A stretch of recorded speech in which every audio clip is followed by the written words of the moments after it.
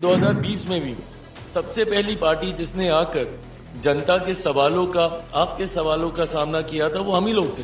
सबसे पहले 2020 में मैं सामने आया था और अपनी हार को स्वीकार करते हुए तमाम सवालों के जवाब देने का काम किया। ऐसे में नेता प्रतिपक्ष की भूमिका में रहे हैं। जनादेश आए, इतने दिन हो गए, सरकार बन गई।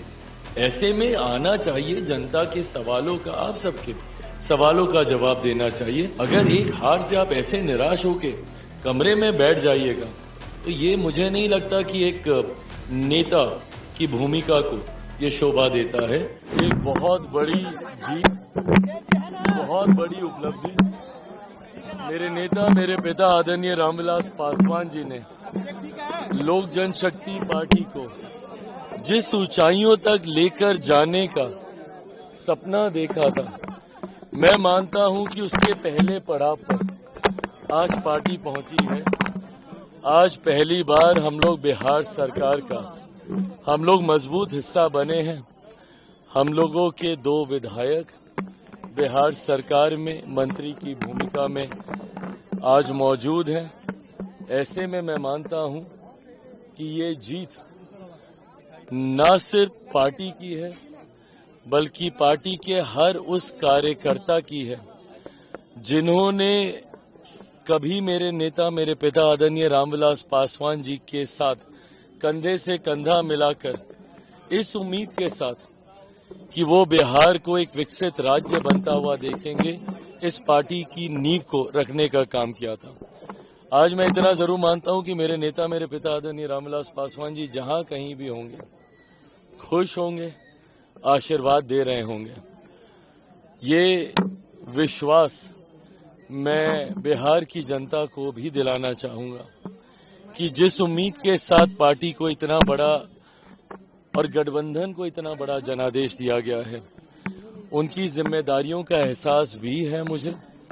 आने वाले समय में बिहार फर्स्ट, बिहारी फर्स्ट की सोच के साथ हम लोग बिहार को विकसित राज्य बनाएं, इस लक्ष्य के साथ हम लोग अग्रसर होंगे।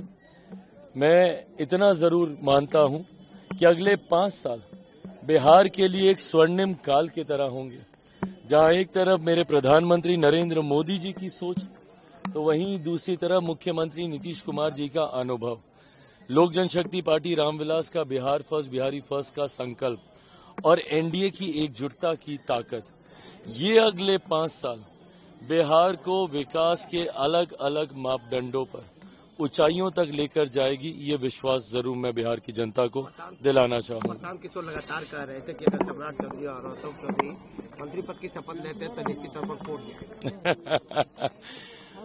मुझे लगता है जनता ने कई सवालों के जवाब देने का काम किया है विपक्षियों को, जिन्होंने जो जो आरोप लगाए। जनता से बड़ी कोई अदालत नहीं हो सकती और जब जनता ही आपके लिए फैसला लेती है तो मुझे लगता है कई उन सवालों पर पूर्ण विराम अपने आप लग जाता है जो विपक्षी राजनीतिक दृष्टि से, राजनीतिक सोच से आपके ऊपर लगाने का प्रयास करते हैं। अब वो भले पीके हों, प्रशांत जी हों या विपक्ष के तमाम नेता जो अहंकार की परिकाष्ठा को पार करते हुए जनादेश का इंतजार किए बिना 18 तारीख को शपथ ले रहे थे।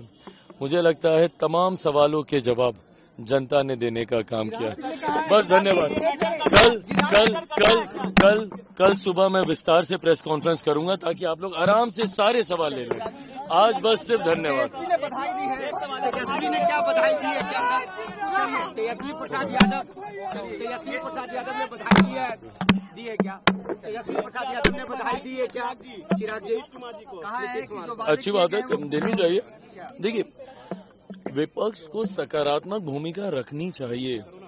मेरी समझ के परे 2020 में अगर आप लोग को याद होगा, परिणाम हमारे पक्ष में नहीं आए थे, पर 2020 में भी सबसे पहली पार्टी जिसने आकर जनता के सवालों का, आपके सवालों का सामना किया था वो हम ही लोग थे।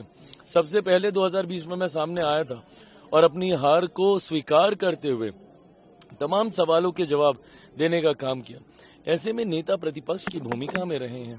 जनादेश आए, इतने दिन हो गए, सरकार बन गई। ऐसे में आना चाहिए, जनता के सवालों का, आप सबके सवालों का जवाब देना चाहिए।